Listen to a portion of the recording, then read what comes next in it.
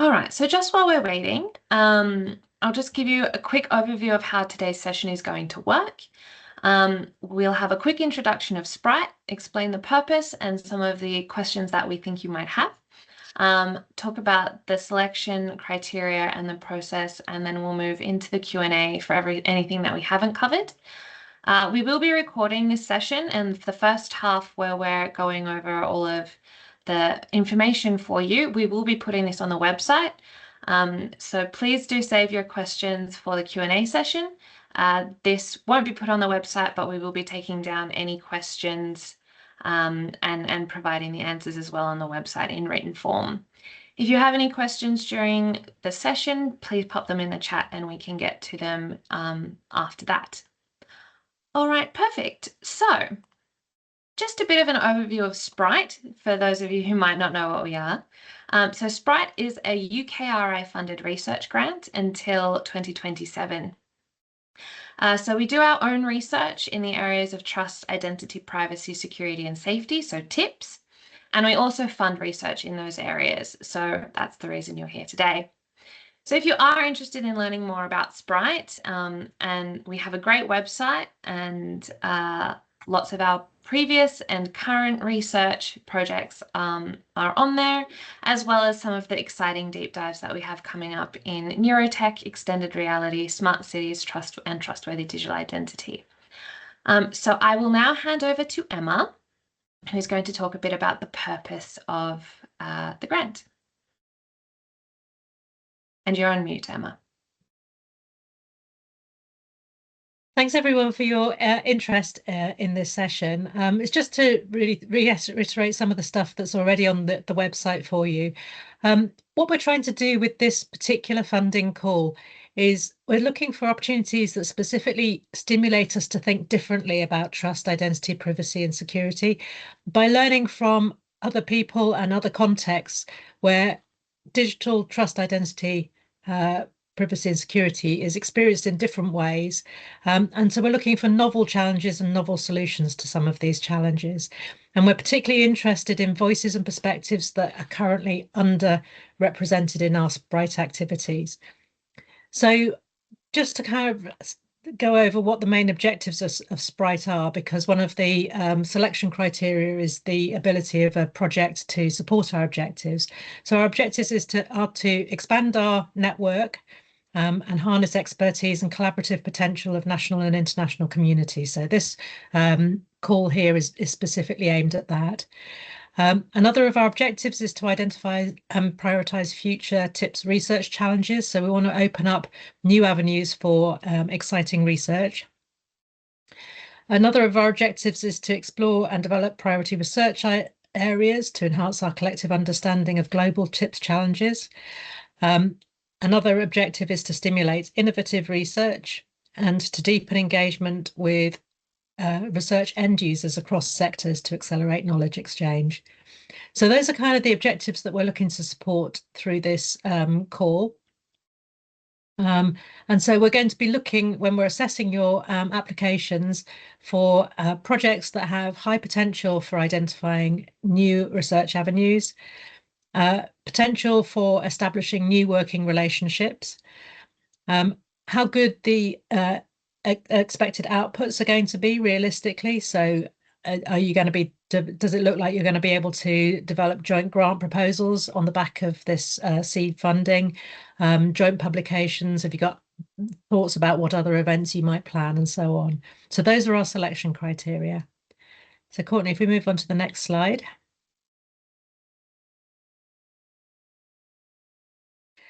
So in terms of eligibility, so we have to follow UKRI funding rules, which means that the projects have to be led by a UK eligible research organisation. So in practice, this is most likely to be a university, but there are some approved independent research organisations in the UK and UKRI institutes that are also eligible. So it's worth having a check. If you're not, if the project leader is not from a UK university, it's worth having a look at the UKRI eligibility criteria. But if you've got any doubts at all, then give us an email, send us an email, and we'll clarify for you whether or not the lead institution that you're proposing is actually eligible for funding. We're looking to stimulate partnerships between UK eligible organisations and organisations in countries that are currently classified by the World Bank as low and middle income countries, economies. So we are specifically targeting those countries. Again, you can go onto the World Bank website and they have a list there and the classifications there.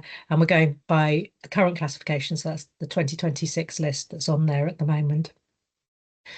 So who can the international partner be? Well, it can be an international university in one of these countries. It can be another international organization, so it doesn't have to be a university. You might be leading a project from a UK university that has a UK university satellite campus in an eligible country. Okay, so quite a lot of UK universities now have satellite campuses overseas. So that satellite campus can be the international partner, but you'd need to think carefully about how you're going to justify that. So it might be that you're going to work, your partner organisation is a satellite of a UK university, but you're doing that because that's the most effective way of reaching out to other organisations in the host country. Okay, so think carefully about justifying that. You can have more than one international partner organisation. That's fine as well. Again, just justify it in your application. In terms of the kind of topics that we're looking for as you propose your projects, they've got to be focused on trust, identity, privacy, safety and security in digital contexts. So be really clear in your application how you're going to focus, where your focus is and why it's on those topics. And then more generally, we're looking at context-specific ways in which the challenges around digital tips are managed and how harm is mitigated. So, for instance, how tips challenges are understood and negotiated varies quite a lot around the world and between different communities. So issues like privacy or data ownership or security or misinformation, these are concepts that are thought of in very different ways in different cultures and contexts. And that means that some of the challenges as well as the experiences can be very different. And what we want in particular is we're not really interested in projects that basically export a UK solution to another country. We're not really interested in that at all. What we're interested in is the ways in which challenges are managed in different contexts that may provoke us to think more creatively about innovative solutions to tips challenges in the UK. And overall, we really want to be excited by your project ideas. We want to see projects that have the potential to make us think really differently about our tips, challenges and solutions by seeing them through another lens. In terms of funding, there's up to £20,000 available per project. And we're likely to fund maybe 4 or 5 projects. So it's not a huge fund, but it's enough to fund 4 or 5 projects if they meet our quality thresholds. The £20,000 that we have available is at 100% full economic costing. Now, if you're not in the UK or you haven't experienced the delights of UKRI funding rules, the whole issue of full economic costing can be a bit confusing. But basically what it means is that your project can cost up to £20,000 and SPRITE will fund up to 80% of that cost. So if it's £20,000, we will fund 16,000 and the remaining 4,000 needs to be found from the lead organisation. So again, if you're unclear about full economic costing rules and you're not from a UK university, so if you are from a UK university, ask your research support office and they can explain it. If you're not from a UK university and you still have questions, then get in touch with us and we'll do our best to help. The sort of things that you can spend that money on, there are rules in UKRI about what we can and can't spend money on. But what we're looking to fund here is primarily the costs that are going to be associated with the outbound travel of a UK-based academic or more than one academics to a host institution. So it's for overseas travel. And if you wish to use some of that funding to buy out time for an academic or more than one academic or a research associate or so on, you can do that. Again, cost it into your proposal and justify the costing when you put your application in. there is a separate fund that we have available for a partner from a host country to visit the UK. So you don't need to include that in that costing in what you're asking for in your proposal. But give us an idea of what you're proposing and what you're thinking about in terms of bringing someone from a host country over to the UK for a visit, just so that we know kind of how to budget and how to think about budgets for that. So that's a separate fund. And there's also potentially further funding for travel to the SPRITE end of grant conference, which will be in 2027. So it might depend on kind of how the projects go and what the outputs are that can be presented, but there's potentially additional funding for other visits in 2027. So I'm going to hand over to to Stacey to finish off the presentation and then look forward to your questions. Thanks, Emma. Okay, so in terms of travel policy and export controls and other bits of information that you need to know, firstly, in terms of costs that we will cover, Emma's just explained what they are, but we essentially cover costs at economy or standard level. So if there are any flights, this will be return economy tickets. If there is train travel, this will be at, again, economy level. We will cover reasonable subsistence and hotel costs, and many institutions, UK universities, will have guidelines for staff in terms of what they are eligible to claim on a daily basis in terms of accommodation and subsistence. And we would encourage you to look at those guidelines and base the cost on what's accepted within your institution. For those who don't have those types of published guidelines, then I would encourage you to reach out to us, and we can certainly share what we have, for example, at Manchester in terms of what would be considered eligible and acceptable levels. We also have an access fund, which is available for those who may have any accessibility requirements or who may have, for example, caring responsibilities and may require some support towards those costs while they are, for example, travelling abroad to meet with the partner. There is information online on the SPRITE Hub about the Access Fund, but I would encourage those who feel they may need or would like to draw on this fund to reach out to Courtney, who will be able to talk through your specific needs to see how much we can support under the Access Fund.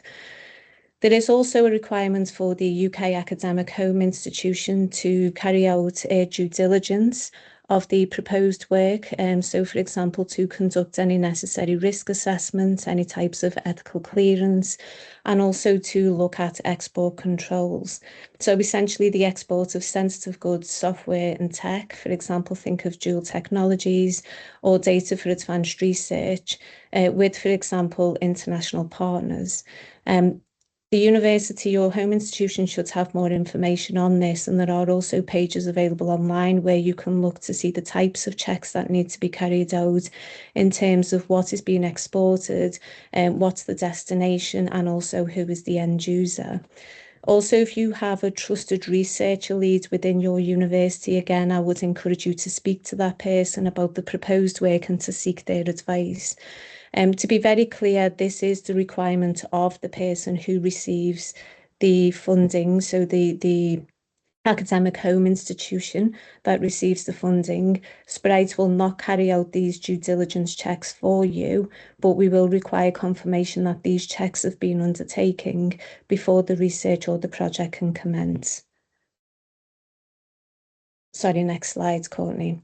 In terms of the process and selection criteria, firstly, we welcome people to submit an expression of interest by the end of the 31st of January next year. And the types of information that we ask for here is the nature of the collaboration, topic of common interest, expected outcomes, proposed timeline, and also indicative costs. And more information and the expression of interest form can be found on the SPRITE Hub page. It will be titled as Global Partners Programme. So if you type in Global Voices, you might actually find it leads to Global Partners Programme. It's the same thing. What we do strongly encourage for the UK SPRITE member is to speak and work with the international partner to draft up and complete the expression of interest proposal, but it must be submitted by the UK SPRITE member because they are the people who will be in receipt of the funds if they are successful.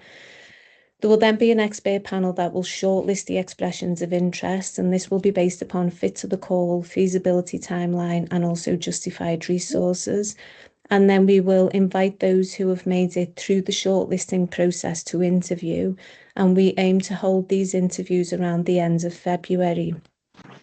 And please see this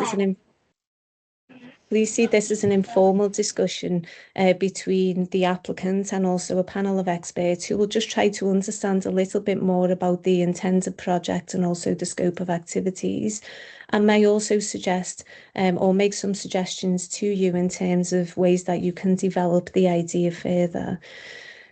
The panel will then make a decision in terms of those that they provisionally wish to fund, and the applicant will be asked to submit a full application and also a full breakdown of costs for the panel to consider.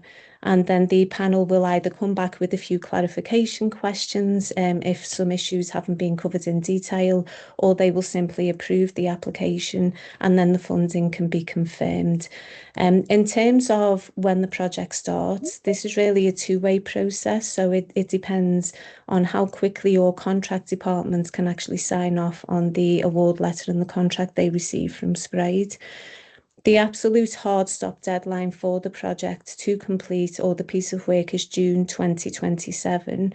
And just to be clear that we cannot offer anybody a no-cost extension, so there will be no extensions beyond this point. And it's simply because the umbrella contract that we have for SPRITE will also soon come to an end after these projects will complete.